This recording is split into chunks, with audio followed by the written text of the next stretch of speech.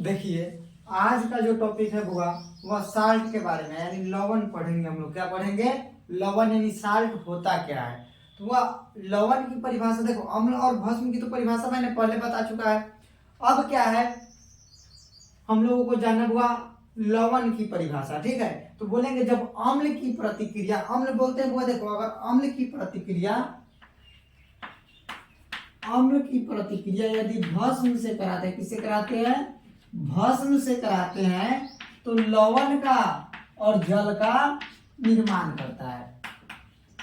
तो सीधा बोल सकते हैं जब अम्ल की प्रतिक्रिया भस्म से कराते हैं, किससे कराते हैं, या क्षार बोल सकते हैं आप। तो जब अम्ल की प्रतिक्रिया भस्म से कराते हैं तो लवण और जल का निर्माण होता है। अगर इसके एग्जांपल में देखा जाए तो यहाँ पे देखो, अम्ल में हम लोग हाइड्रोक्लोरिक अम्ल HCl ले सकते हैं, और इसकी प्रतिक्रिया किसी भस्म से, तो पूरा भस्म बोलते हैं NaOH को, बोलते हैं ना। NaOH क्या है, चाहे KOH, तो NaOH से कराएंगे तो NaOH क्या है, भस्म है। जब इनसे प्रतिक्रिया कराएंगे तो क्या होगा, देखो यहाँ पे जो Na है वह Cl के साथ मिलकर बना लेगा NaCl। क्या बना लेगा बुआ? NaCl बना लेगा। ठीक है, NaCl बनाएगा, और साथ में देखो यहाँ पे क्या है, OH और एक H मिलकर क्या बना लेगा, तो देखो एक H यहाँ पे और एक H यहाँ पे, तो होगा 2H और एक O, यानी H2O। क्या होगा, प्लस H2O। ठीक है, तो इस एग्जांपल में आप इसको नोट कर लीजिएगा। ठीक, और बोलेंगे जब अम्ल की प्रतिक्रिया भस्म से कराते हैं, याद रखिएगा, अम्ल की प्रतिक्रिया यदि भस्म से कराते हैं तो लवण का निर्माण होता है। किसका निर्माण होता है बुआ? लवण का निर्माण होता है। ठीक है, आप इतना क्या कर सकते हैं, नोट कर सकते हैं इसके एग्जांपल में। इस टोटल रिएक्शन को क्या करिएगा, नोट कर लीजिएगा। अब लवण की परिभाषा लिखिएगा, उसके बाद एग्जांपल में आप नोट कर लेंगे। उसके बाद है क्लासिफिकेशन ऑफ साल्ट, यानी बुआ लवण का वर्गीकरण। क्या पढ़ना हम लोगों को? लवण का वर्गीकरण। तो देखिए, अगर बात किया जाए लवण के वर्गीकरण का, तो लवण को 3 भागों में वर्गीकृत किया गया है। एक को बोलते हैं सामान्य लवण, दूसरा है आपका अम्लीय लवण, और तीसरा है भास्मिक लवण। याद रखेंगे, लवण कितने प्रकार के होते हैं? 3 प्रकार के। कौन कौन? अम्लीय लवण, सामान्य लवण, और एक है भास्मिक लवण। तीनों के, अब देखिए तीनों के हम लोग परिभाषा को जानेंगे, या कहते किसको, इसी एग्जाम्पल में कुछ हम लोग जानेंगे। ठीक है, तो देखिए यहाँ पे कहता है सामान्य लवण का परिभाषा। तो देखिए सामान्य होगा, सामान्य लिखते हैं। सामान्य लवण की अगर परिभाषा कहे तो बोलेंगे वैसा लवण जिसमें विस्थापनशील हाइड्रोजन या हाइड्रोक्सिल ग्रुप नहीं होते हैं, यानी जिस लवण में H या OH नहीं होगा उसे हम लोग क्या कहेंगे, सामान्य लवण कहेंगे। क्या कहेंगे बुआ? सामान्य लवण कहेंगे। ठीक है, तो यहाँ पे देखिए NaCl लवण है, लेकिन इसमें क्या है, H है, H भी नहीं है, OH हाइड्रोक्सिल ग्रुप बोलते हैं OH को ना, तो इसमें OH भी नहीं है, यानी हम लोग NaCl को क्या बोल सकते हैं, सामान्य लवण बोल सकते हैं। इसके एग्जांपल में हो जाएगा NaCl। उसके बाद अगर देखा जाए दूसरा एग्जांपल, तो दूसरा एग्जांपल हम लोग KCl ले सकते हैं। उसके बाद NH4Cl, यह सब क्या हो जाएंगे, सामान्य लवण के एग्जांपल में हो जाएंगे। किसके एग्जांपल में हो जाएंगे, आपके सामान्य लवण के उदाहरण में आप इसको नोट कर सकते हैं, या नोट कर लिख सकते हैं Na2SO4। ठीक है, इस तरह से ETC लगा देते हैं आप, एक्सेट्रा। यानी हुआ ये सब क्या है, सामान्य लवण के उदाहरण है। तो आपको क्वेश्चन में दे देगा होगा ऑब्जेक्टिव के तौर पर, निम्नलिखित में कौन सामान्य लवण है, जिसमें इसमें से कोई एक रहेगा और बाकी अलग अलग लवण का एग्जाम्पल दिया रहेगा। तो उसमें आप क्या मारोगे, NaCl, यानी सीधा देखना जिसमें H और वो जब कहिएगा NH4 में, NH4Cl में H है, NH4 अमोनिया होता है ना, तो अमोनियम क्लोराइड लवण है, यानी यहाँ पे दूसरा चीज है। ठीक, जैसे कि अगर दे देगा NaHSO4, तो यहाँ पे जो लवण होगा वो सोडियम बाइसल्फेट बोलते हैं जिसको, उसको बोलेंगे हम लोग कौन सा, अम्लीय लवण। ठीक है, उसको हम लोग क्या, सामान्य लवण नहीं बोलेंगे। तो सामान्य लवण की परिभाषा क्या हो जाएगा, वैसा लवण जिसमें विस्थापनशील हाइड्रोजन या हाइड्रोक्सिल समूह नहीं पाए जाते हैं, नहीं होते हैं, उन्हें क्या कहते हैं हम लोग, सामान्य लवण कहते हैं। क्या कहते हैं बाबू, सामान्य लवण कहते हैं। ठीक, तो इतना हो जाएगा। इसके एग्जांपल में भी आप क्या करेंगे, इसको नोट कर लेंगे। देखो जब भी बुआ हम पढ़ा रहे हो तो कॉपी कलम साथ में रखिए और नोट किया करिए। नोट नहीं करोगे कुछ भी समझ में नहीं आएगा। आज वीडियो देखोगे कल भूल जाओगे कंफर्म है। और इसको कॉपी में नोट किए रहोगे तो एक बार क्या कर देखकर कम समय में रिवीजन कर सकते हो। तो अपना एक नोट तैयार करोगे और इसको नोट करोगे, ठीक है। उसके बाद बुआ क्या है आपका अम्लीय लवण। क्या है? अम्लीय लवण। तो इसकी परिभाषा कहता है कि वैसा लवण जिसमें विस्थापनशील हाइड्रोजन होते हैं। नहीं, इसमें क्या था, सामान्य लवण नहीं था, ना OH समूह था ना और H था, यानी ना हाइड्रोजन था। इसमें क्या होगा कि हाइड्रोजन होगा, ठीक है। तो जब हाइड्रोजन होगा तो उसे हम लोग क्या कहेंगे बुआ? अम्लीय लवण कहेंगे। क्या कहेंगे? अम्लीय लवण कहेंगे, ठीक है। तो अगर इसके एग्जाम्पल में लिखना हो तो हम लोग लिख सकते हैं क्या? NH4 NaHSO4। क्या लिख लेंगे?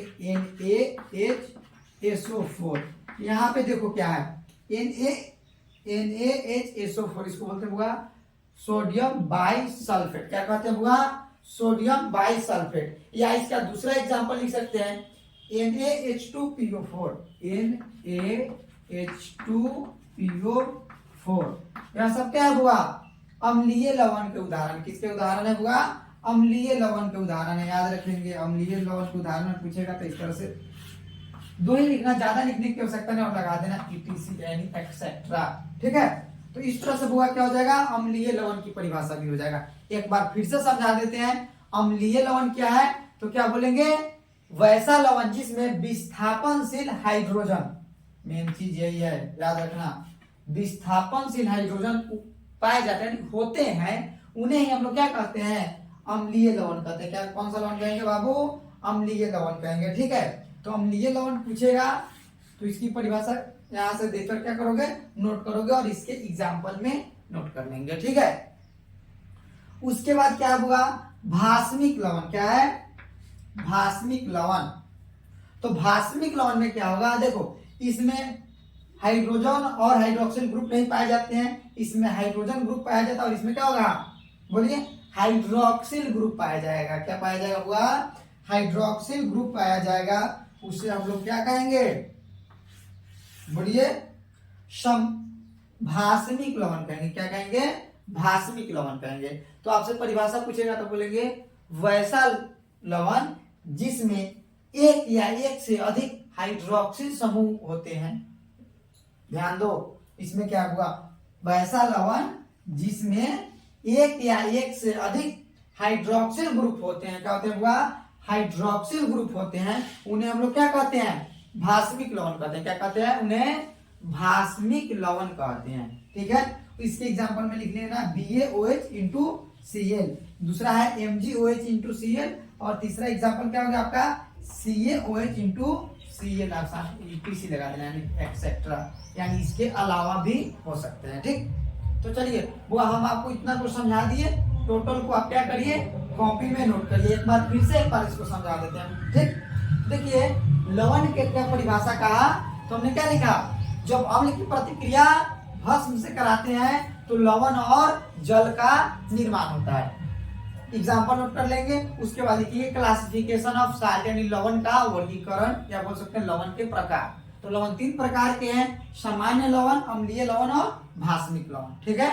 उसके बाद क्या हुआ? सामान्य लवण की परिभाषा कहेगा तो बोलेंगे वैसा लवण जिनमें विस्थापनशील हाइड्रोजन या हाइड्रोक्सिल ग्रुप नहीं पाए जाते हैं, उन्हें क्या कहेंगे बुआ हम लोग? सामान्य लवण। जैसे NaCl, KCl, NaH, NH4Cl, दूसरा है Na2SO4, ठीक। इसको क्या बोलते हैं बुआ? Sodium sulphate. क्या बोलते हैं? Sodium sulphate. और यहाँ पे NaHSO4 इसको बोलेंगे सोडियम बाइसल्फेट, याद रखना, ठीक। अब देखिए यहाँ पे क्या है बुआ?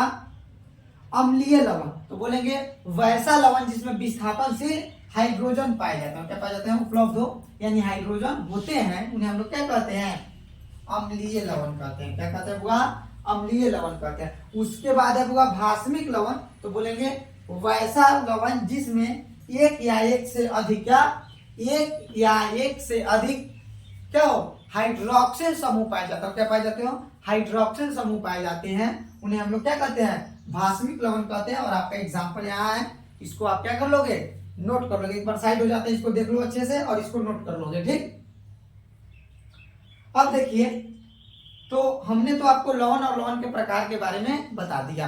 अब इसके आगे का जो टॉपिक है वह है आपको होगा सोडियम क्लोराइड बनाने की विधि, जो क्या करेंगे हम आपको अगले वीडियो में यानी अगले क्लास में आपको क्या करेंगे बताएंगे। ठीक है, तब तक के लिए इतना ही। वीडियो अच्छा लगा हो तो क्या करिए, वीडियो को लाइक करिए, मेरे चैनल को सब्सक्राइब करके रखिए, ताकि हम जो आपका जो वीडियो आपकी क्लास का जो हम अपलोड करें वो सबसे पहले आपके पास पहुंच सके। ठीक है, और जिससे आप अपना क्या पढ़ाई को भी जारी रख सके और अच्छे से पढ़ाई कर सके। ठीक है, तब तक के लिए इतना ही, फिर मिलते हैं आपसे अगले वीडियो में। जय हिंद।